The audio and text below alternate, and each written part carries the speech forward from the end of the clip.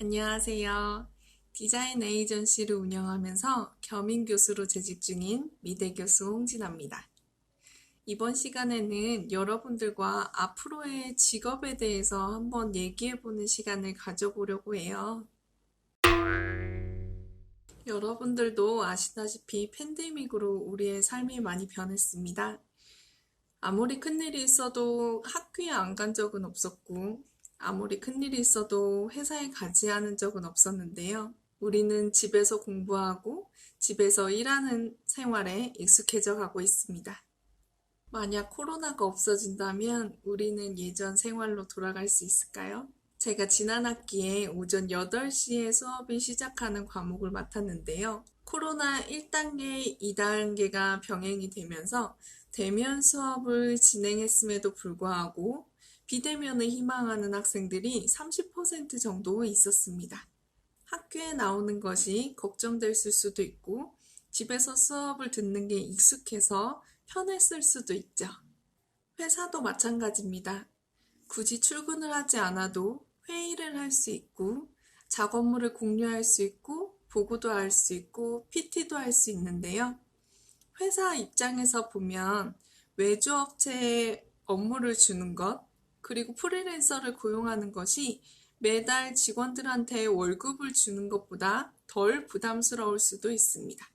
우리는 이렇게 점점 집단에서 개인이 되는 게 당연해질 수도 있습니다.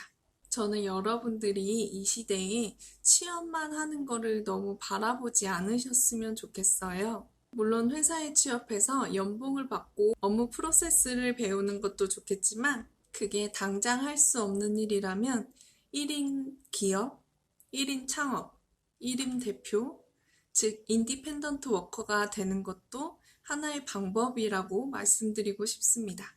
쇼핑몰의 대표가 될 수도 있고 내가 잘하는 업무의 대행사를 운영할 수도 있고요. 내가 알고 있는 거를 가르치는 교육업일 수도 있습니다. 여러분이 하고 싶은 일을 누군가 시켜주기 전에 혼자 스스로 시작해 보시는 건 어떨까요?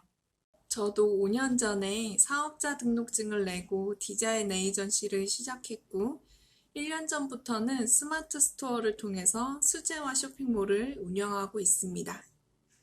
사업을 시작할 때 필요한 사업자 등록증 발급하는 방법, 통신 판매업 신고하는 방법, 웹사이트 또는 쇼핑몰 만드는 방법, 그리고 SNS를 통해서 홍보하는 방법까지 여러분들이 인디펜던트 워커가 되실 때 필요한 것들을 모두 다 알려드리려고 합니다. 1인 대표가 되는 게 떨리고 두려울 수도 있습니다. 인디펜던트 워커가 되면 시도 때도 없이 일해야 되는 상황이 올 수도 있고요.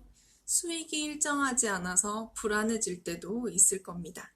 그런데 저는 여러분들이 나를 채용해주는 그 누군가를 위해서 이 아까운 시간을 힘들게 보내지 않으셨으면 좋겠습니다.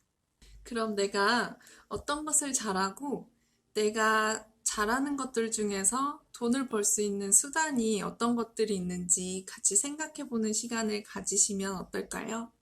취업보다는 창업.